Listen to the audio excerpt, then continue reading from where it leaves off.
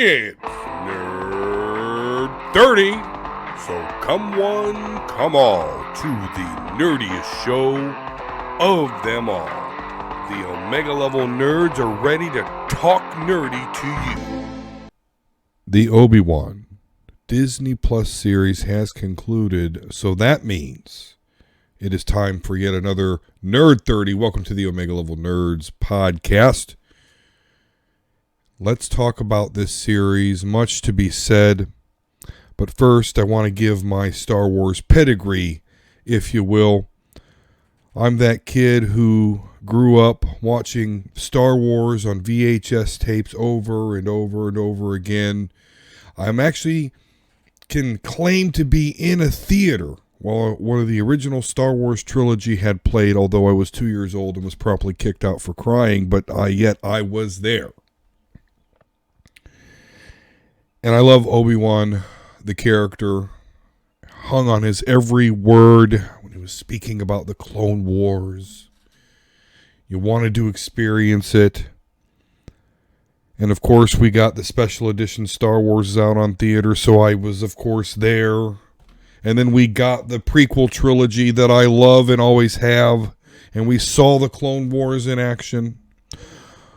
Long story short, Obi-Wan is my favorite Jedi because he upholds the ideas, righteousness, and creed of the Jedi like no other have, even while facing all the temptations that we've seen befallen many Jedi. Obi-Wan faced them and stayed in the light and stayed in the creed. In the end, he watched his order that he served, dedicated his life for, crumble, as well as his relationship with his best friend and student fail. So this series is about Obi-Wan's redemption, not because he did anything evil, but because he was broken, and it was time. There is criticism of this series, and we'll definitely speak to that, but before, let me introduce to you the other Omega Level nerds that I have the privilege to be with tonight. We will start out with, of course, Amazon best-selling author, writer for Fight Game Media, Russell Joy. 1/3 of the superhero speak, successful Kickstarterpreneur, JD Oliva, special werewolf correspondent. Welcome to the show, sir. Kickstarterpreneur. I like that. I'm gonna get a business card with that on it.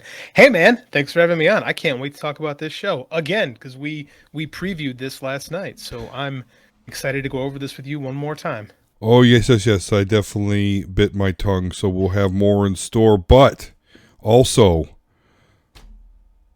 contractually obligated to me to say the one and only 8-Bit Ray, host of the Gorilla Brain podcast, Donut Connoisseur, and Twitch streamer on Monday, Wednesdays, and Fridays. How are you doing, sir? Welcome to the show. Thank you so much for having me back, Don, even though I'm contractually obligated to be here. You know, you did me a favor, I'm doing you a favor, and I'll ask for the reach around later. Yes. But can't wait to talk about some Obi-Wan. It's going to be great. And thank you for saying Donut Connoisseur. You know, yes. that is a title that I take with pride. I absolutely love my donuts. Absolutely. As you should, because who doesn't? Satanist. JD. And the gluten. Well, yeah, he's, gluten. He's got that going. Well, I'll eat the donuts so you don't have to. Yeah, I appreciate that. So, Rotten Tomatoes gives us an average tomato meter of 83%, average audience score 63%. So, let me just start. Obviously, I really enjoyed this series, as you could tell by my beginning soliloquy. But where in JD, we know kind of where you're at, particularly if you've seen superhero or watched superhero speak. But so, Ray, let's start with you, man. Yep. What was your impressions? I'm totally in the dark from you right now with this. I don't know. I don't know. You said that it was, what was it, 60% on Rotten Tomatoes? The audience score. Audience, yes. 63. Okay, let's face the facts that nobody hates Star Wars more than a Star Wars fan. Yeah, that's true. That's where that comes from. We are the most toxic community. We are the most united community, but we are the most divided and toxic. Yeah. So, yeah, I absolutely love the show. I didn't think I was going to. I went in with no expectations at all, Mm-hmm. but I was completely blown away by the overall product that they gave us. And it had Kathleen Kennedy's name attached to it. I couldn't believe it. Couldn't believe Yeah. it. But Yeah. yeah, man, I dug it, man. I really did. Maybe not to the level where I'm going to give it a soliloquy, but I did really enjoy it. And we'll talk. Mm-hmm. Mm-hmm. And JD, go ahead, sir. What was your impression, overall feelings about it?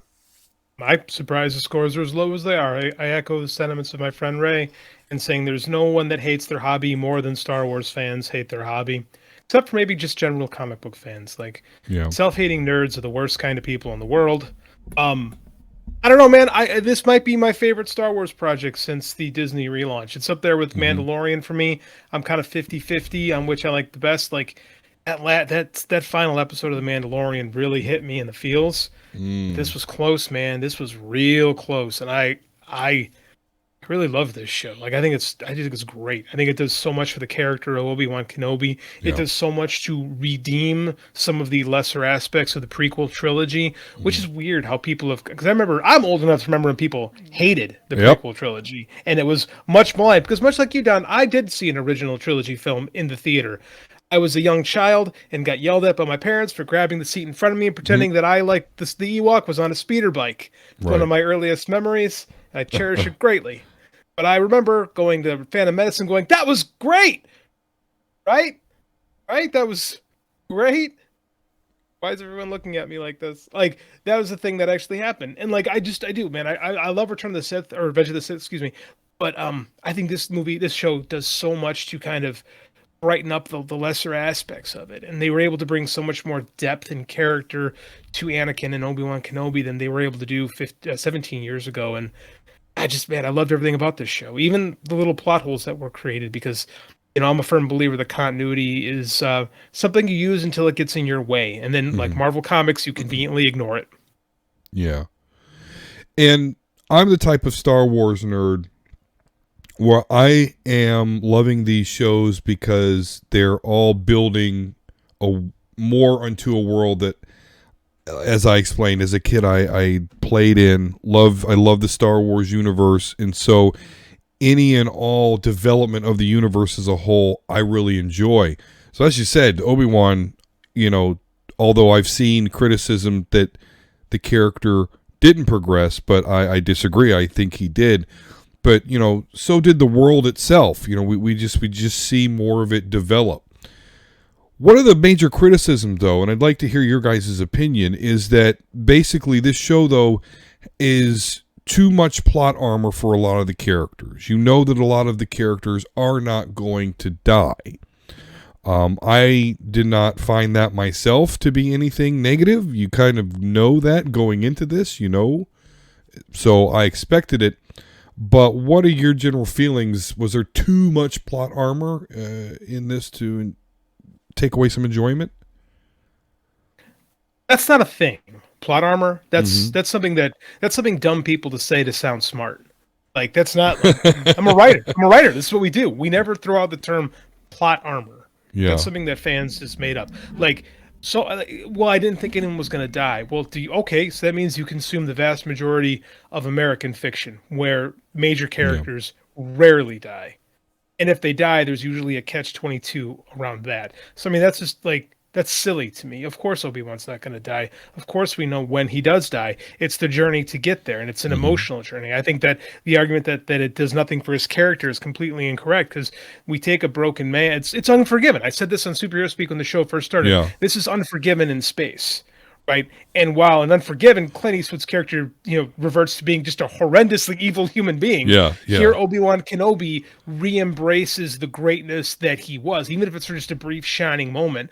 Like, he kind of fulfills the promise that he once had. Could have been one of the great Jedis in history, but circumstance and history kind of stopped that from happening. And for this one moment, he gets to be that guy again. And I just think that's a fantastic story. And so what if we kind of know what happens? I mean, like, if you read comics, you know pretty much where the characters are going to be. You know everything is going to reset by the time we get to the end, but it's the journey that we go on, right? That's any TV show. That's any piece of fiction.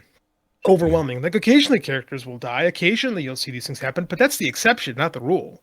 So I think that's just BS criticism from people that just really don't like their hobby all that much, or never had a firm grasp of it to begin with. Because, like I said, I watched Return of the Jedi in the theater, a movie that featured a mini teddy bear whipping a bolo rock into his own face. Yeah.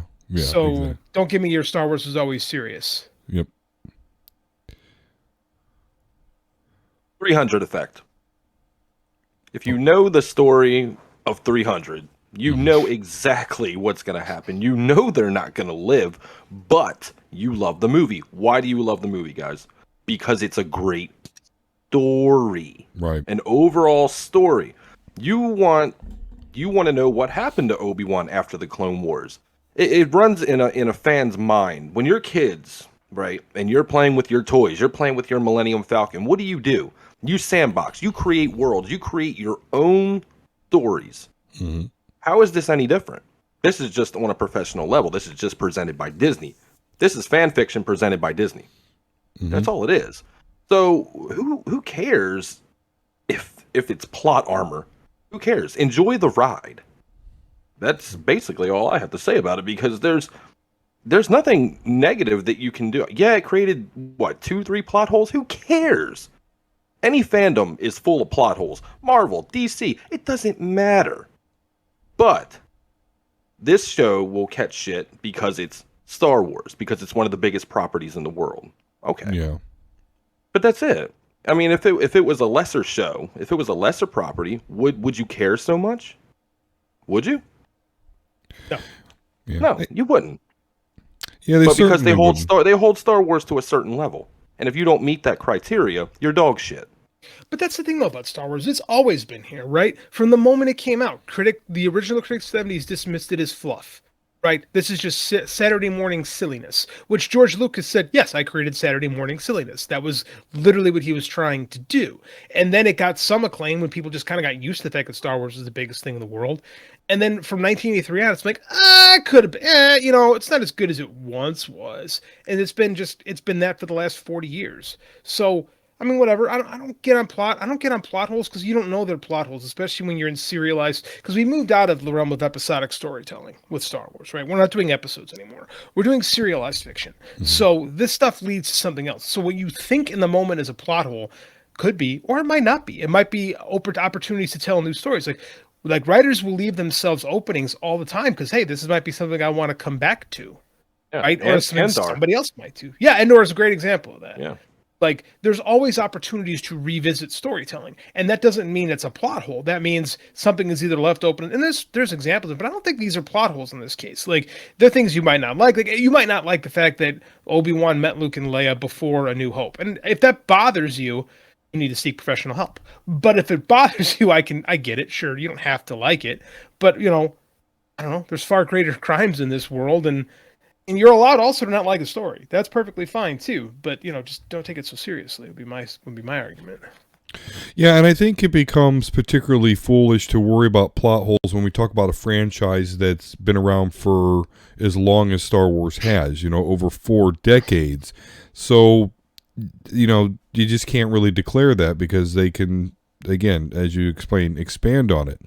But you did touch upon a little bit on one of the other criticisms, and I'd be interested to hear what you guys have to say, is the fact that you do get this special relationship between Obi-Wan and Leia. And this is kind of funny because this isn't actually a criticism of the show. It's actually criticizing the effect that it has on the New Hope, where when Obi-Wan dies, Princess Leia is consoling Luke, and she herself isn't really losing her shit over the fact that Obi-Wan died. So, again, the criticism being that because of their relationship established in the show, there should have been more of a reaction there. So, again... Counterpoint to that, Don. I hear what you're saying. It makes sense. Leia also lost her parents and her entire planet. Yes. Mere days before this. So... now you can look at it and say, well, that we didn't know that at the time, and this is a story that has evolved, as all serialized fiction does, right? It evolves. It takes on a life of itself. Things change. We go back and tell stories. That's just the nature of storytelling. But one can also look, if one wants to play in the whole, well, this is the whole sphere of things. Leia lost Alderaan. Leia lost her mother and her father, the ones who raised her, her real mom and dad for all intents and purposes. Like, and she's holding it together, being a smart ass. And Leia, nobody buries pain like Leia buries pain, Yeah. right? And Luke's always been a bit of the being a little bit whiny is kind of a character trait of his. It's just kind of what he does. He emotes. He's far more the emotional of the two. Ironic that he winds up being the Jedi because he is far more emotional than his sister. So that's what if one wants to play in the mud, I would counter with that. Yeah. Do you remember anything when you were 7 or 8 years old? Like, specifically? I mean, being kidnapped and taken across the galaxy, that's one thing. But but when I was 9 years old, I walked in front of a bus and a random stranger waiting for the bus, pulled me back, right? Because we were just kids playing on the corner. I couldn't tell you what that woman looked like to this day. But well, there you go. But I remember the incident. So if Leia doesn't feel that, when Obi-Wan died, that she's over emotional about it, I wasn't. That woman's probably dead now, but I'm not emotional about it. I'm thankful, sure, but I couldn't tell you, what she looked like or anything like that. It's a great child's story. mind. It's a child's mind. Yeah. Not that you almost died. That's not a great story, but it is like I do like how you told that, and I think too, Leia being a leader of the rebellion. I mean, how many people are dying left and right? As a commander in war, like you can't mourn every loss during conflict, right? Whereas Luke, it's kind of the first time. And if you want to be consistent about something, we finally saw that Aunt Beru and Uncle Owen weren't shitty parents. They were actually kind of awesome. And Luke mourns them for like 15 seconds before he's like, well, time to go seek adventure. Which again, if you want to get into it, that's actually not a crazy way for some people to deal with pain. Is like, you ignore the trauma that you've suffered and you try to put your brain into something else. So that's also not a crazy reaction to something. Like human beings all deal with trauma and pain in a different way. So you can't say, well, that's not consistent with how human beings act, because all human beings act differently. Yep, absolutely. Plus, Luke really didn't have a life with, on Tatooine. He wanted more, and then Obi-Wan finally gave him the opportunity to go on an adventure into space, join the rebellion. I would be a little bit emotional too if somebody changed my life like that. Mm-hmm. I'd be emotional if they died, like right in front of me, by my father. Well, you didn't know that part yet, but I mean, especially you look at this too. Luke does lose his real mom and dad, and he loses Obi-Wan in the course of a weekend. A guy, like you said, has changed his life instantly and makes an indelible impression on it. I would like more on Owen, Lars, and Luke. I would like to know more about their relationship, because when we do meet him, it is very teenage boy and his dad. That is very oil and water. So Luke has definitely reached the rebellious stage of his own life, and it could be that he's just being a kid and challenging, as we saw Anakin do in the prequel. So I mean, it could be that he just isn't dealing with the loss. I would like to see more, because I think they opened up a very interesting story. And Owen Lars comes off great. Beru Lars, same thing. Like they come off like great characters. Like they're not rebels. They're farmers who are doing everything they can to protect their son. And I think that's one of my favorite. That's one of my favorite aspects of the series, was seeing that. I think they really did, just in a couple scenes, did a lot to flesh out who they were. Yeah, because again, people erroneously say lack of character development here.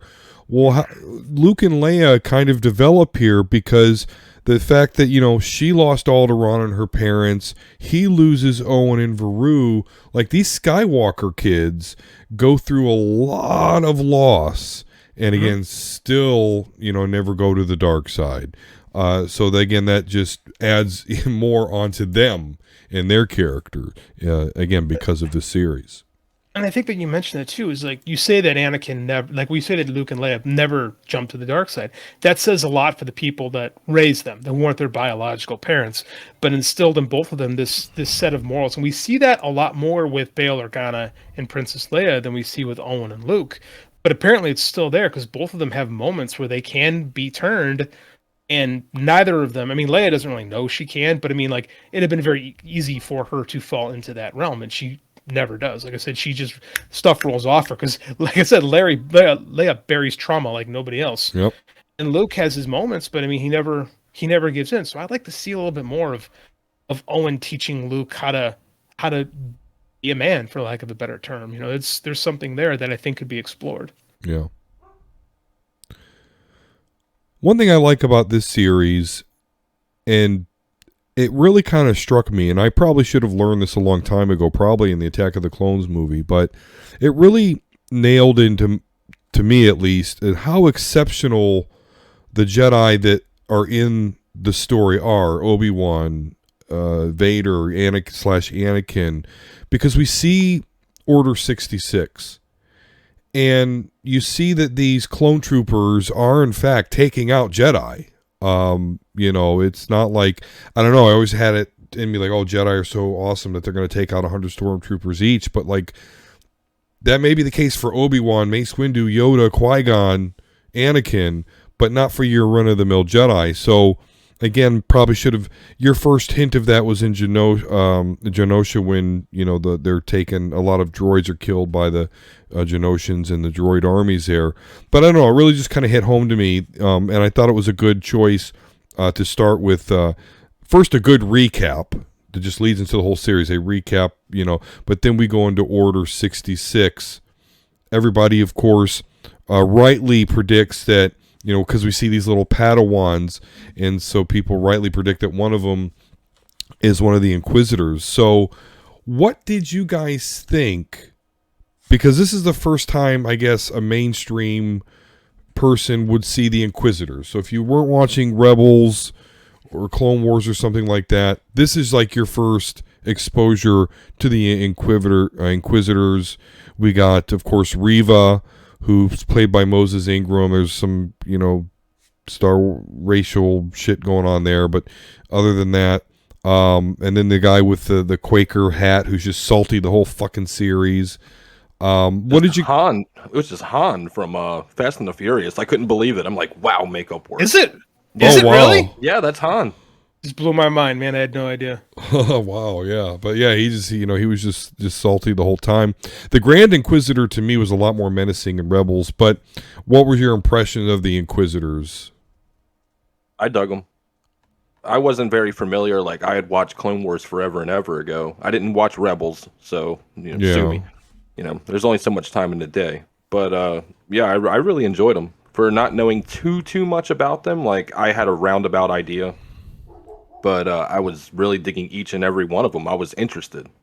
The Grand Master or whatever he was, I was really interested in him. Grand Inquisitor, yes. Yeah, I'm really interested in him, and then he faked his death, and I'm just like, this guy's great. No, I don't think he faked his death. Remember what he said. I mean, spoiler alerts, obviously, if you're listening to this, but, what he was saying, revenge gives motivation for survival. Like, I don't think he actually died. I don't think he died. I think he survived that attack. Which, I mean, Wow, again, I don't know. In this series, like 3 times people are stabbed in the gut with lightsabers and live. So yeah, poor Qui-Gon was not so lucky. No, right. He didn't do enough crunches. Yeah, exactly. Yeah, Jedi Jesus couldn't handle it, but everybody else in this series can. I would have liked to have seen him fight, though. Like the Han, or whatever his name Yeah, is. he never even got his lightsaber out. Him or the other chick. There was another Inquisitor that really didn't have too much screen time. But Reva, she got the fight, had a really cool spinning lightsaber. I thought that was really dope. And her fight with Vader, woo! Edge of your seat. I really enjoyed the different styles, and then he's force pushing her as a defense move, just showing her how insignificant she really is. Mm-hmm. Great story arc between Reva and Vader. I know we're talking about Obi-Wan, but I mean that alone, the fact that she was hunting Vader, that's balls. That's big balls. A little Padawan that saw her friends die, comes back to hunt Vader. That's crazy. It is. And then she didn't really hold her own, but she tried, and she had some good moves. Well, yeah, because the Inquisitors really aren't like fully trained Sith or nothing. No. I mean, they really are kept at a level like they're Vader's dogs, basically. Yeah, they're leftovers. Yeah, they're Jedi leftovers essentially. They're unpolished Jedi essentially. But Reva's character, or the character Reva, is definitely an expansion of the universe because, she's there now. And, again, spoiler alerts, she doesn't die in this series. There's a morality question there for me. I don't quite... I got to check myself here because I guess a criticism that I would have is I don't get her redemption. because She doesn't get one. That's why you don't get well, it. There's no redemption. right, not She has a fully. conflict that she somewhat resolves by giving Luke back to Owen and Beru. Right, but the first episode of the show, like, she chopped someone's hand off just for questioning correctly their authority on Tatooine. So, but I get it. But this is the same series that Anakin Skywalker gets to become a Force ghost. You know, the highest possible hope that one could have as a Jedi. 5 seconds after he was a Sith. You know, so that's why I'm saying, like, I don't think my criticism isn't valid because Star Wars is that world where Anakin Skywalker can die as though he was some redeemed Jedi, you know, right after he's abusing his son. So to say that Reva can't be redeemed here, I know that's wrong. It just seems kind of weird. It was just that she's chopping people's hands off. I'm not saying she can't be redeemed. I'm just saying that she was not redeemed. That was not finalized whatsoever. It was left open. I don't know if there's gonna be a season 2. I doubt it. I mean, it did really well. I think we're getting something. Yeah, money talks, bullshit walks in the Disney world. There's room in the story. I agree with what Ray is saying here. I love the Reva character. I love the Reva story arc. I think Order 66 is the most uncomfortable moment in possibly the entire Star Wars, all 3 trilogies, right? That moment, and it's just a quick little moment where you see the younglings and Anakin walks in, and all you see is the lightsaber get lit, and your brain is left to fill in the gaps. And this show, first scene, they fill in the gaps for you without getting overly violent. Again, they let your brain do the work, but for a Disney series, I was amazed they went there, right? Because that's, in my mind, nothing that Vader can do can redeem Anakin Skywalker, or nothing Anakin Skywalker can do can redeem Vader, right? I think a lifetime of madness doesn't get wiped away by one moment of, you know, not being the good, of, you know, not being a complete piece of shit.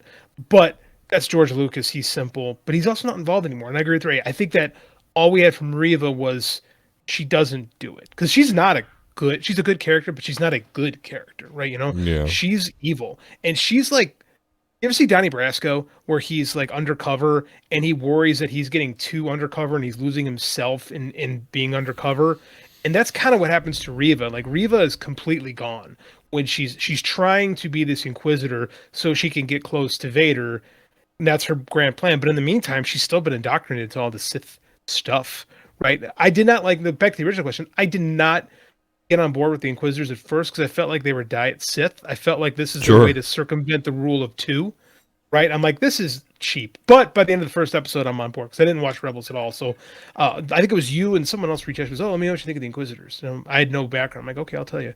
By the end of episode, I'm like, oh, okay, this is cool. But it makes sense that Vader would keep them beneath him, right? Because a Sith would know, well, if I'm going to train someone, there's a good chance they're going to try to beat me. So Vader's got his attack. It's like having attack dogs, right? You train your attack dogs. They don't come after Master, right? Well, Vader trained Starkiller, and then Starkiller turned on him. Why would he want that to happen again? That is canon. That is canon. I mean, that is canon. That is yes official. And no. Yes and no, but okay. That's official from Disney. Just saying. What's that from? I don't know what story.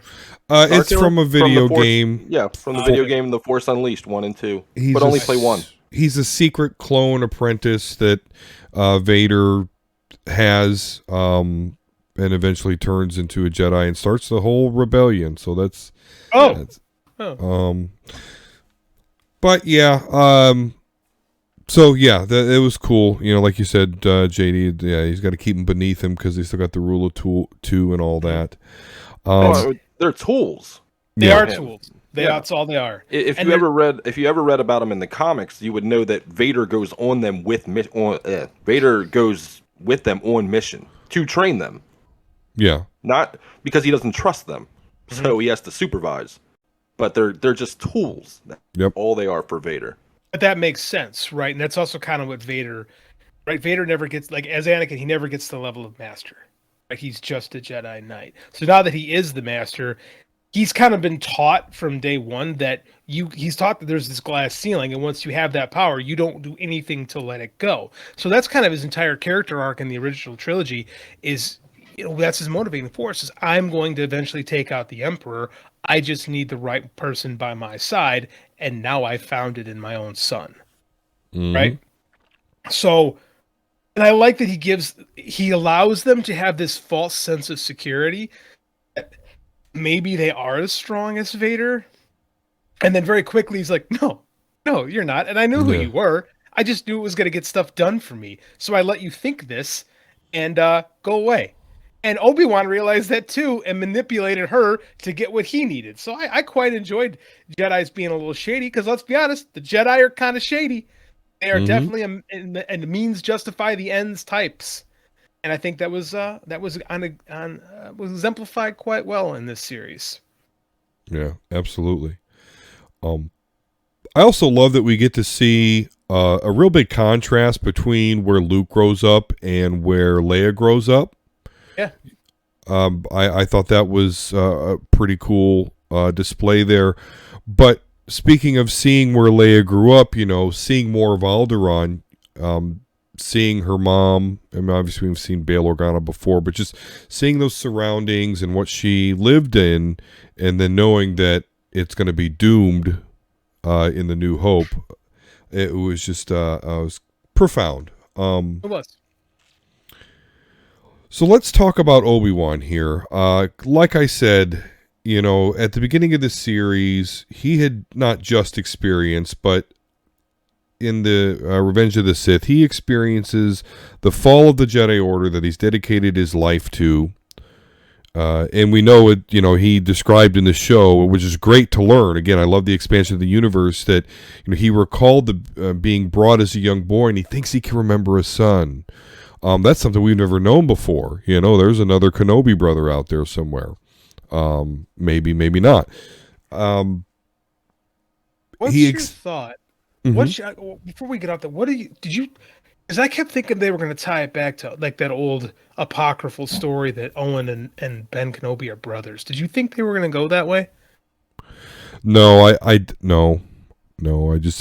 didn't even think of that actually. There's actually I think it's from trading cards from the 80s, from the early the 90s. I want to say that originally it had been in canon until it wasn't, that Obi-Wan Kenobi and because when it used to be back in the day, the Jedi, the Force sensitive kids were taken right away and were trained basically from Earth to be Jedis, and they have like new names. That's why we have Qui-Gon Jinn, Obi-Wan Kenobi, and like Ben. It's Ben Lars. Like it's an apocryphal story, but it is one that has its roots in Lucas. So I was wondering if we were going to go there. It seemed like they flirted with it, but left it open ended.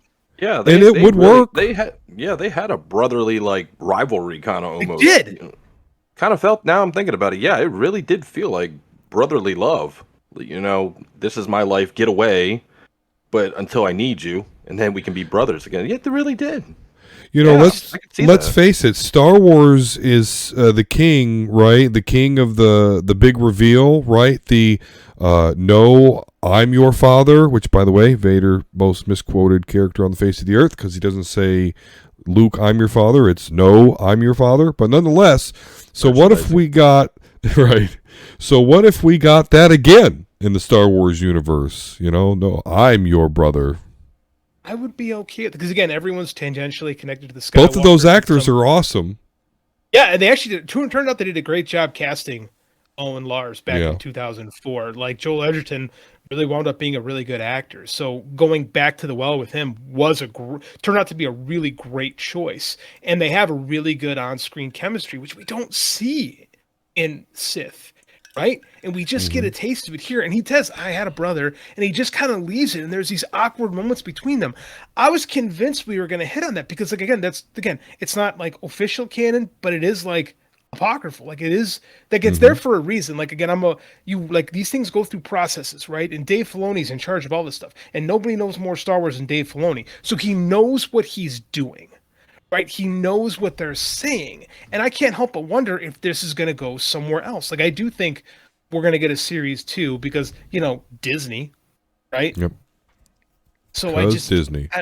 Sorry I interrupted you on that, but I wanted to know if that's awesome. You felt the same way I did about that. I didn't, but it makes total sense now that you mention it. It truly does.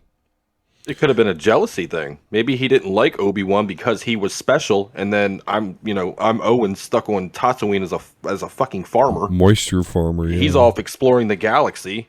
I'd be pissed too. I mean, there's Why can't I definitely be special. My there's stepmom. Like Iceman's brother in X-Men, calling the police on him. Oh yeah, that bastard. I remember There's- that. Same thing. there's something there too when you look at it, because it's like, and again, if the other way around is like, okay, you were special, I'm not special, I'm alive, and you're hiding in a cave for the rest of your life, and you made the wrong, because that's kind of that's kind of in line with what the Owen Lars we meet in New Hope, right? Mm-hmm. Because I mean, in retrospect, that's a really great performance. Because again, we don't know the whole story at that point, but there's if you watch New Hope again, he tells such a story with his face, right? And if you know the whole story going back, you can read it. Like you can read that this guy knows stuff, right? And he's trying to keep his son away from that kind of life, and it winds up costing him his. Yeah. You know? It definitely does make that performance even better because we know now. Talking about the contrast between him and Obi-Wan, that like, okay, so my dad, bought this slave, married her, and then she got kidnapped by Tusken Raiders, and then all of a sudden her son that's a Jedi came up and was all up in our business, went and, it's just been trouble ever since, and now here I have this all-important Skywalker baby, and I'm a moisture farmer on Tatooine, crime all around me, like we have to hide guns now because somebody's going to come get the kid. Like, yeah, his life is total stress. And he's on Tatooine and a moisture farmer. Like, that's hard enough. He goes, oh, they're right after the kid. They don't want to tell the kid, oh, by the way, the Empire's trying to kill you. They're like, oh, Sand people, man, another raid. You know what to do. Yeah. And Luke's like, oh yeah, here we go again. They're gonna try to murder me. like, geez, life in the desert sucks worse than we thought. Yeah. Like, I thought that was a great little moment too. They're like, oh, just pretend like we're after the Sand people, like the Sand people are after us, like they are every year. I liked that little beat. I thought that was cool. So there we go. I mean, Obi-Wan's watched everything crumble. The Jedi Order, Anakin, fall to the dark side, killing younglings. And now here he is. He's gone through all that trauma. And oh, by the way, here's one of the most two important people in the galaxy now. And you have to figure out and now be responsible for it. Then finding himself, and with the series starts, and I thought this was kind of weird, so there's some big sort of sand manta that has died in the desert, and Obi-Wan apparently works for whatever company found that out and said, hey, let's go take meat off of it. But we see a butcher. Yeah, he's a butcher. I mean, he's broken, right? He sees someone get screwed out of their money, and he does nothing. The most he can do for good here is to give a little sliver of meat to the Nerf that he rides, from town to work every day. Which was a real camel. Oh, was it? It was a camel that they CG'd out the camel pretty much, but he rode a camel. He had a friendship with it, and he got to name it and everything. That's awesome. Yeah. He definitely did seem to have so that's why that worked. See, what great acting. But as a butcher. Why not take the most minuscule, unsuspecting job that you can possibly find? Yeah. You blend in with everybody. You can hide. And he did. He worked in like a mass plant, right? Yeah. Well, he just blended in with the crowd. They just put a bunch of scaffolding up against a dead creature. Yep. Yeah. So. Yeah, I mean, just, horrid conditions compared to what he was dealing with before. He's checking up on the boy, but, we just talked about the beef him and Owen Lars kind of had. Tried to give him a toy, the toy that we saw him play with in A New Hope, although he was much older. With symbolism, though, if you think about it, like he tried to give him a starship, right? Don't give him hopes and dreams. He's going to be right here on Tatooine. Right. Don't bother giving him a dream. That's why Luke is playing with it at the first place. Like I didn't get into the academy. Here's all I can do. Yep. Just play with this toy. Frustrated with life. God, there's such great storytelling in these movies. There really is. And it's the minor details. It's not even like the big oh my god moments. No. It's the small, intricate little details that the real fan can appreciate that builds to that story. Yeah. character beats, man. Like I always say, people obsess over plot, right? And plot is one of the least important things in writing. What really matters is characters, right? You could have this super detailed plot with all these. Because again, I talk to people like, "Hey, I want to write a book. I got this world," and they always tell me about all this stuff going around. I'm like, "Okay, that's cool.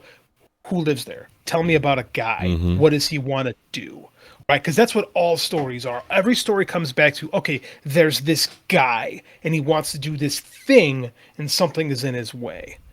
Right. And that's the heart of every single story. And that's why this works, is because Luke specifically is such an identifiable character. And George Lucas, for all his quirks and ticks as a writer, really got the simplicity of building character. Like, not so much with dialogue, not so much with that kind of stuff, but like the heart of what makes a character. He really understood that. And it's just, that's why those first three heroes really are so, including Obi-Wan, so four, I guess, are really so like, entrenched in society, right? Like everybody knows who these guys are. Yeah, because the plot of this whole show really is Reva was left for dead by Darth Vader back in Order 66. She grew up, is now an Inquisitor under him. She wants to kill Darth Vader, so her plan to get close enough to do so is to kidnap Leia Organa so that will bring out Obi-Wan Kenobi, which will bring Vader. Then she wants to trounce on Vader. That's the plot. That's why we are where we are with this show. Simple, but it works. And ironically enough, and we know, they don't know, we know, she's actually trying to kidnap Vader's daughter. Right. So that's the plot, yet we're talking about all these other characters, all these other great developments that we've had with these characters that really are, in Reva's mind, the person that's driving the plot here, are insignificant, but are really huge, huge characters that, again, are expanding this universe, expanding their characters in a masterful, masterful way. But let's get into the checklist here, because ever since way back when there was supposed to be an Obi-Wan movie, then there's not supposed to be an Obi-Wan movie. Now we have an Obi-Wan show. There's definitely some, I'm guilty of, I want to see some things, right?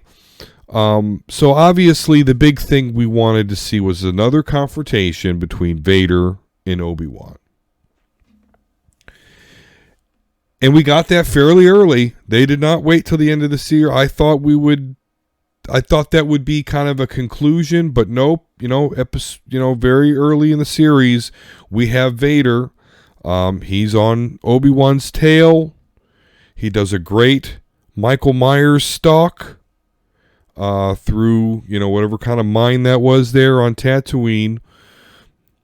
But this is where kind of another complaint of some people have. We talked about this on Superhero Speak, JD, where they have their first confrontation.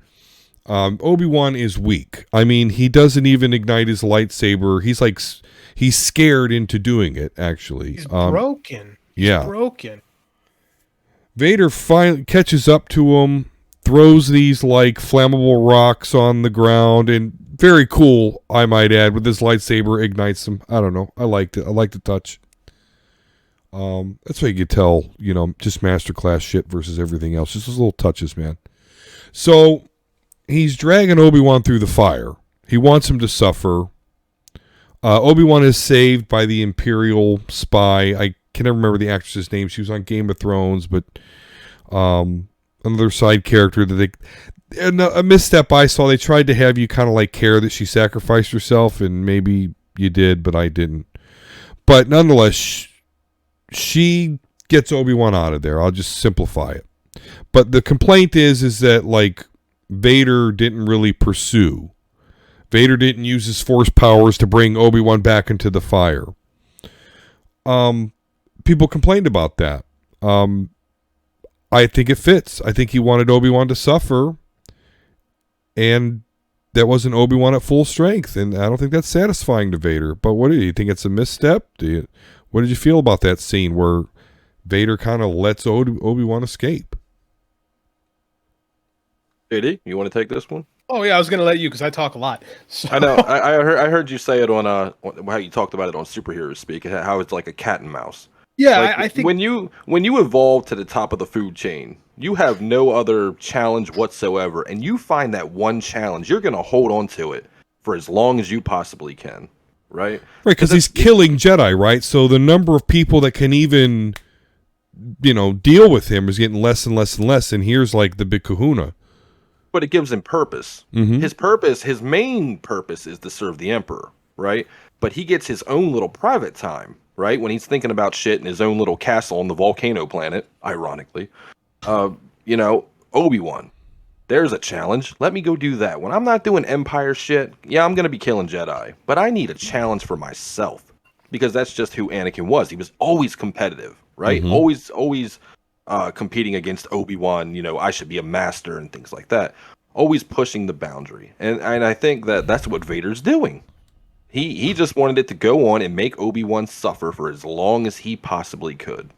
Because the Emperor had told him, Obi-Wan killed Padme, the love of his life, the Yeah. father, the mother of his children. Wouldn't you want that person to suffer too? As parents? You get it? Yeah, I get it. you ever read Moby Dick or see the movie? Like the Mhm. stories, the Patrick stories about Stewart, man. yeah, great adaptation. Yeah. The stories about a captain who is obsessed with killing this whale, right? And I think Yeah, that the white whale. the great white whale, and I truly believe that Obi-Wan is Vader's white whale. And like when you have that moment that you've dreamt about and you know is going to be possible, it's like we said, we don't. It doesn't just end with one conflict. Like you're gonna get it. You're gonna keep going. It's not enough just to beat him. Like you want to make him suffer for all those Demoralize him. reasons. Demoralize. Take everything out. Like Obi-Wan Kenobi is Anakin Skywalker's less tether to what he was. Right. It's not enough. Right. Because not only did this guy beat him and kill his wife, he left him to burn to death in a volcano. Right. He left him Mhm. smoldering in lava and pieced out.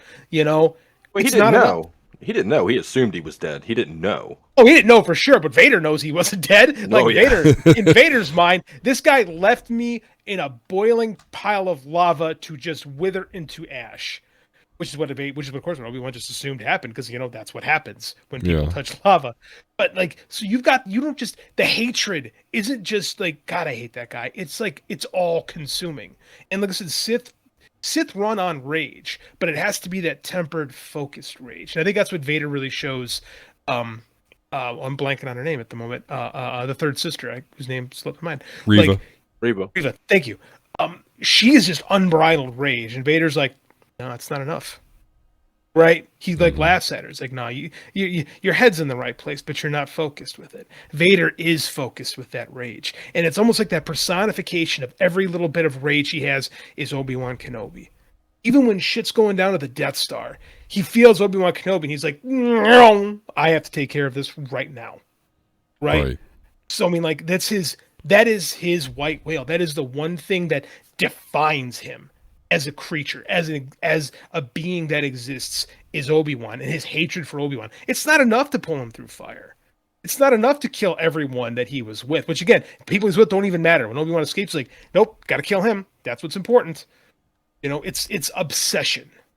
It's beyond obsession. Yeah. And like I could he have wiped out Obi-Wan with just pulling fire? Absolutely. Was that what he did with anybody else? Absolutely. But Obi-Wan Kenobi isn't anybody else. Yep. It's something more. And how ironic is it that he would later kill Obi-Wan in A New Hope right in front of his new focus, Yes, Luke Skywalker. Yeah. It's poetic, man. This is the stuff of good fiction. Like Yeah.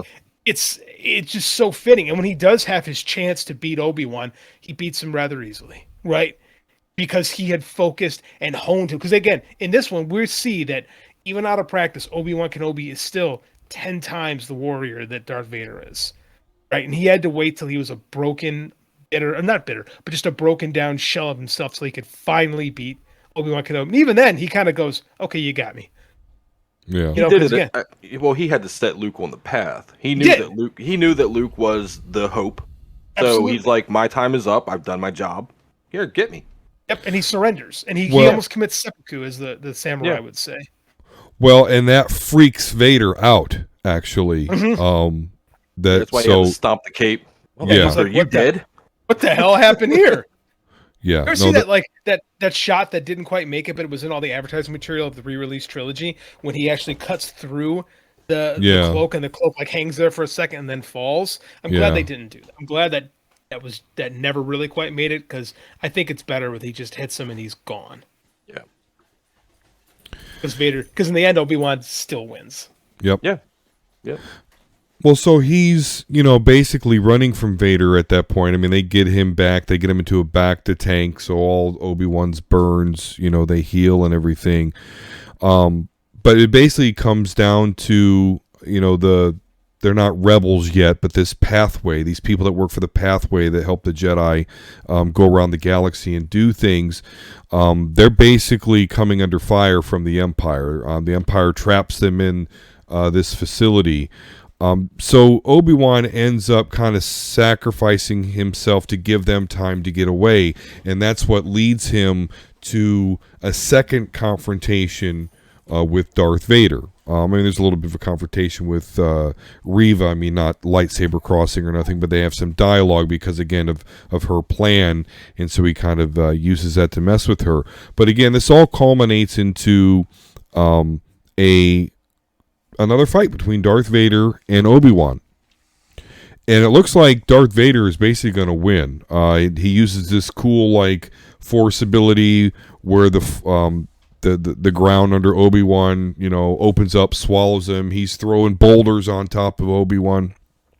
Obi-Wan's just barely able to use the force to keep it from crushing him, but then he thinks of his responsibility to protect the children.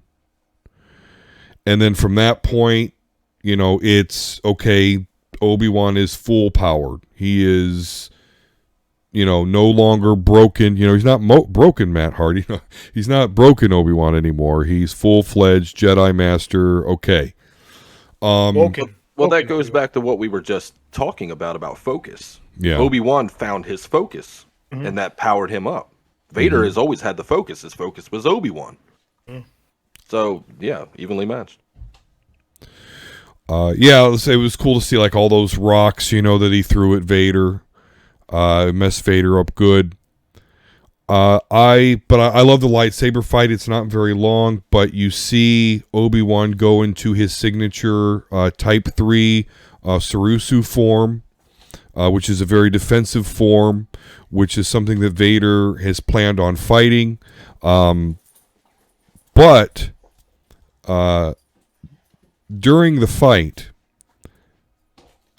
Obi-Wan does something that catches Vader off, and from that point on, Obi-Wan has the fight, and he switches over to Form 4 that he learned from Qui-Gon, which is a Taru, which is a more attack-oriented, and he smashes Vader's chest piece with the butt of his lightsaber. I thought that was cool shit. But at that point, you can ask my wife, I'm like, okay, it's over. Vader, when that box is gone, like Vader's whole lightsaber style is to protect that box. It's over. But we get this fight where we now know why Vader has that scar on his head. That's because that's where Obi-Wan hit his helmet off, and part of his helmet off. So just such a great fight and character development between those two, and just it gives the moments in A New Hope just so much more weight. So I thought their second fight was awesome, and again, I love the full power up Obi-Wan. Just good shit there. Yeah, I talked about this on Superhero Speak last night. I loved how it was shot. I love that. I love when you see the face mask break and we get to see Hayden Christensen underneath that, and him getting to really act as Darth Vader, not just like the proto Vader we got in Sith.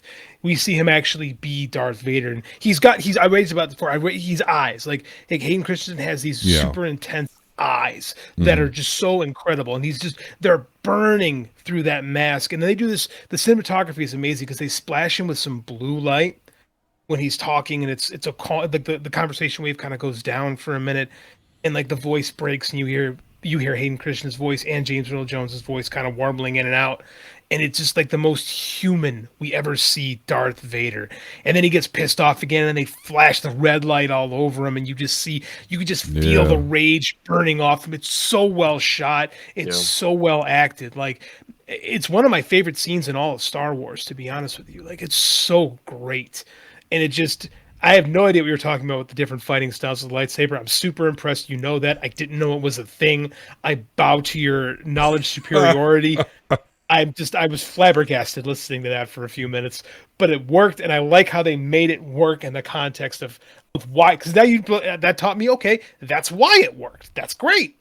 Like, that's good. That's good storytelling. So I mean, it was so great, and makes you go, man, Luke should have done that, but Luke's dumbass is trying to beat him straight up.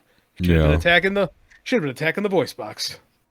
Well, Yoda didn't really teach him how to fight. He taught him how to flip in a swamp.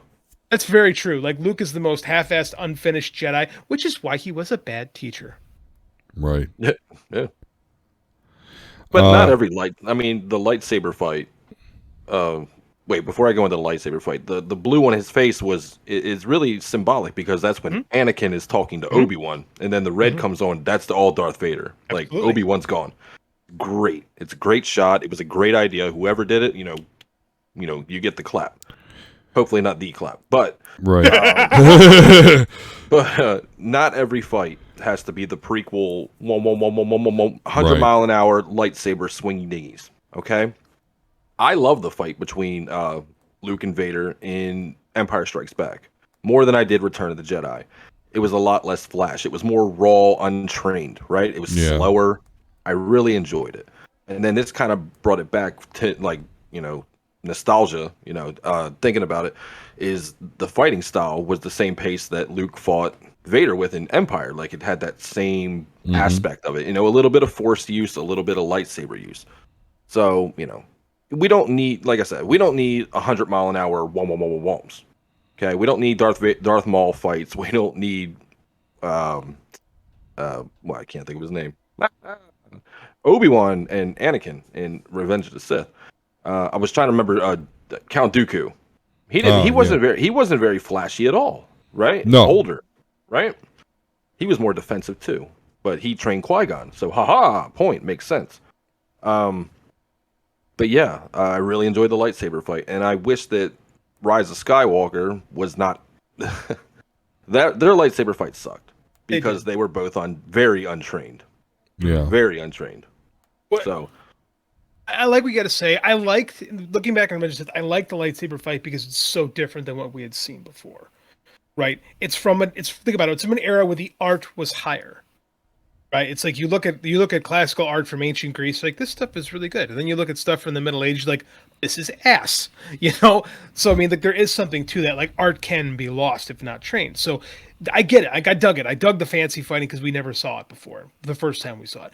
But there's something to the rawness and intensity of this one where you just felt the emotional struggle, right? And again, the Sith is like two highly trained fighters doing what they know how to do. This was two guys fighting for their life. Yeah. Right. They're older too.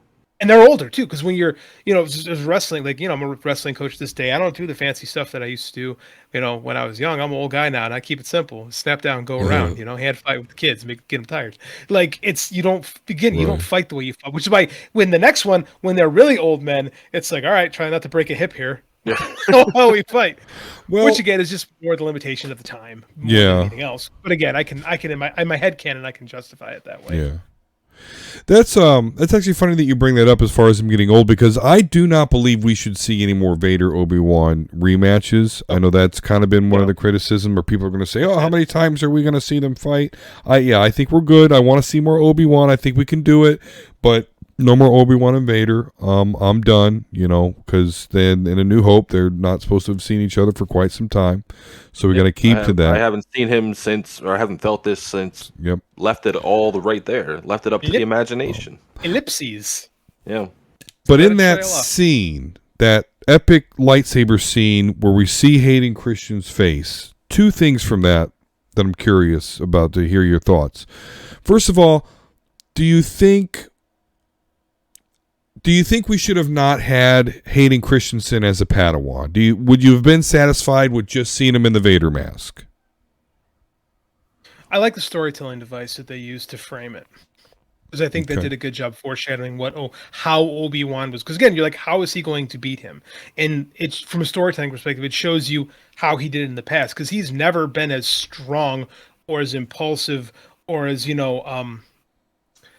forceful as Anakin. What he's always been is smarter, right? So he outwits Anakin. And then he once again outwits Vader. And I like the foreshadowing. I like the framing device in the story. Again, it's not something we see a lot in Star Wars. They don't rely on flashbacks. So I liked it because it was different. So it worked for me. Okay. I liked it.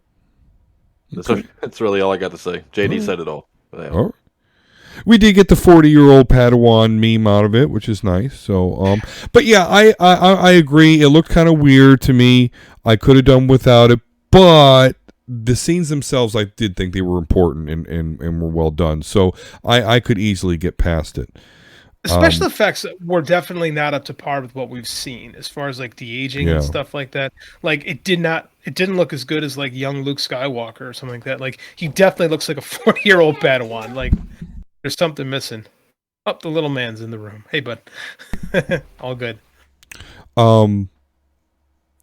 So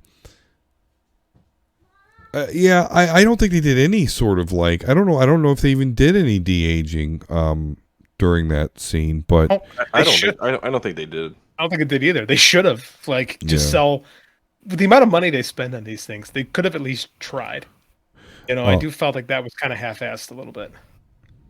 Well, think of it like this, right? When you think back at a time, do you think, okay, so say it was 10 years ago. Do you imagine yourself how you looked 10 years ago or how you look today? That's actually a good call. That's actually a really good call because I mean, like, I don't remember what I looked like, 15 years ago. I probably had a mohawk or something. I don't know, but I see this because I look in the mirror and I see this. I'm not remembering that I didn't have this scar, this wrinkle, or whatever. That's a good point. That's a good point. So maybe they're aged in their minds. I can live with that as an explanation. Doesn't it's all bother I me. got. It's all I got. And so before we kind of conclude, kind of talk about that duel, though, one line that I loved that Anakin or Darth Vader had said is when he told Obi-Wan, "You didn't fail, Anakin," or I killed Anakin. So it kind of again, and when he tells Luke, "Darth Vader murdered your father," like, yeah, he did. He straight up. It's literally what the man told me. Yeah. Yeah, which is, of course, there's a meme there. Great meme. Not my fault Luke wasn't too educated there on the moisturizing farms of Tatooine, okay? And that's also a hard thing to drop on a kid. By the way, so your dad not only was a Jedi Knight, but he also killed all the Jedi Knights, including the little kids. I'm sure Obi-Wan would have got to it in time.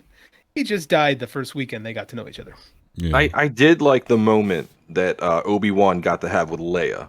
And he was telling him or telling her about his parents and about Padme and how she was strong and a leader and her father was ambitious and all kinds of things. Courageous. It just felt nice.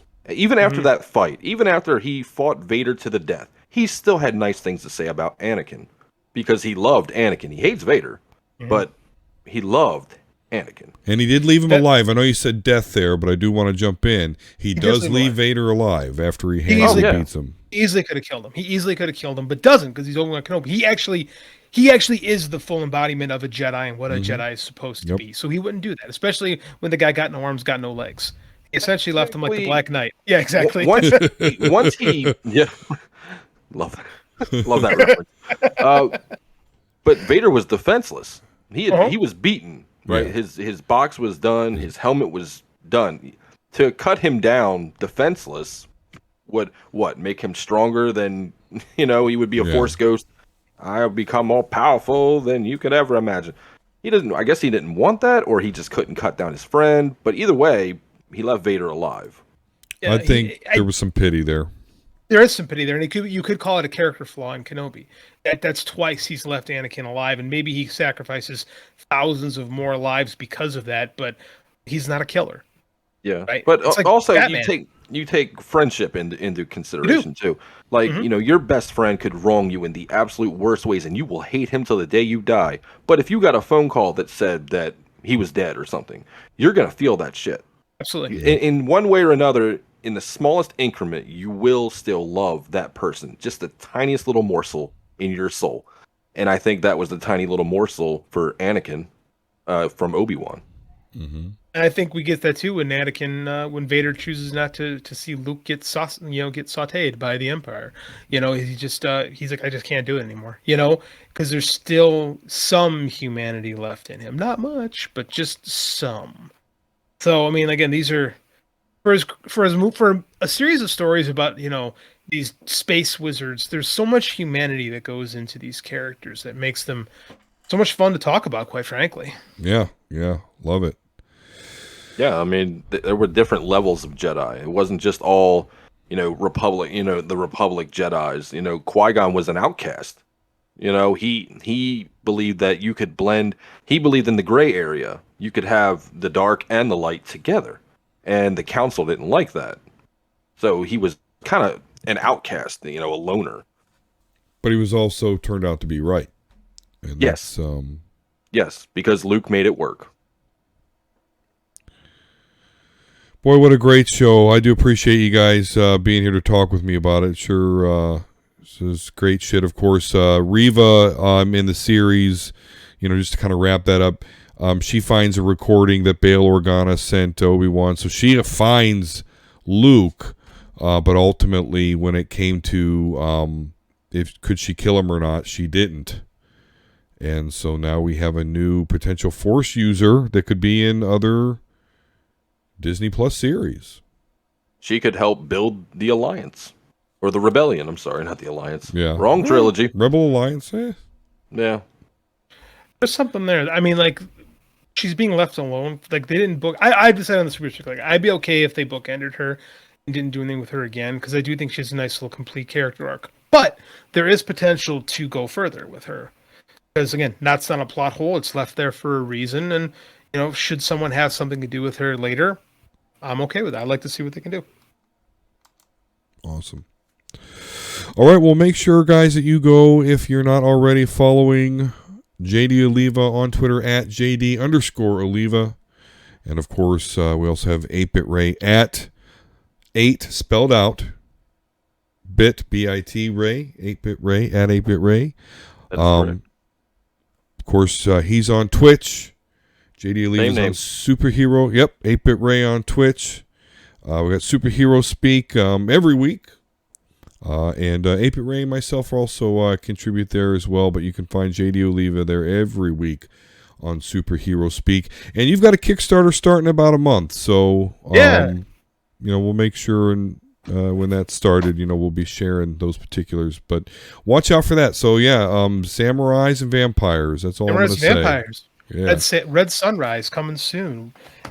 Should be it's going to be a very different thing than what I did last time. The last campaign was 3 big epic books, and this one's going to be a 150-page novella that's just chock full of vampires and samurais and blood and gore and Eastern philosophy, and it's one of my favorite things I've ever written. I'm super excited to let this thing out of the cage. Awesome. Yeah, be sure and check that out. And be sure to like and subscribe. Give us a comment. What did you think of the Obi-Wan series? Do you feel that we addressed the criticism well? What is your thoughts? Give us a comment down below. Thank you very much. And as always, peace and love. And we'll talk to you again soon.